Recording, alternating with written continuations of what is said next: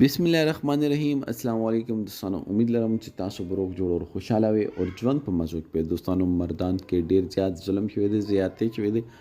واده نه څلور ورځې بعد د ناوې لاش د کمرې نه ملا شولو. خاوند یې فرار ده. آخر د قاتل څوک ده؟ خاوند ده که دې پسې بل څه واجه ده؟ دوستانو دې باره کې به ټول معلومات په دې ویډیو کې شریکو.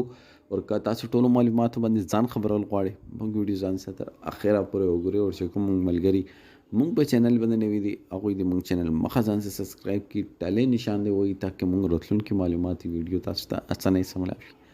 دوستانو لور الله پاک د رحمت ده او خوش نصیبه هغه کس ده چې الله پاک ورته لور ورکړې وي، او خوش نصیبه هغه ورور دی چې هغه خور وي. دوستانو انسان د لور د قسمت نه یریږي.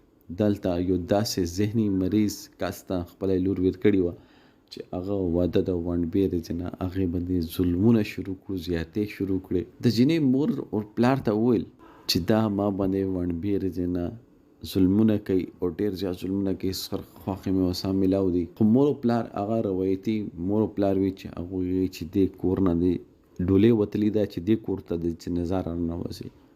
آخر د واده د څلور ورځو بعد د هغه کور ته هغې جنازه راغله. دوستانو مونږ دا کوشش کوو چې مونږ د لور کور آباد وي او مونږ ډېرې زیاتې ټیټې وړو.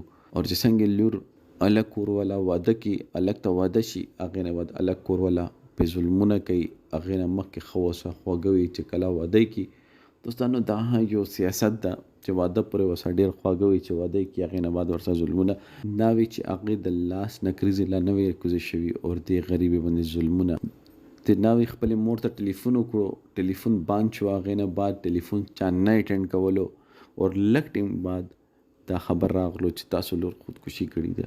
چې کله هلته ورسېدو نو کور کې هېڅوک نه خوښې نه و، خاوند یې نه و، ټول تښتېدلي وو. دوستانو ډېر زیات د افسوس مقام ده چې پردۍ لور تاسو بوځئ او هغې باندې بې ظلمونه کوئ. د لوریانې به د ظلمونو دپاره به وي.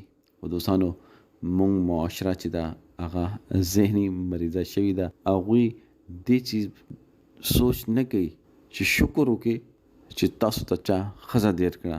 دوستانو دې باره کې تاسو سره دا کمنټ سیکشن کې خپل رایې ضرور وکړئ. والسلام.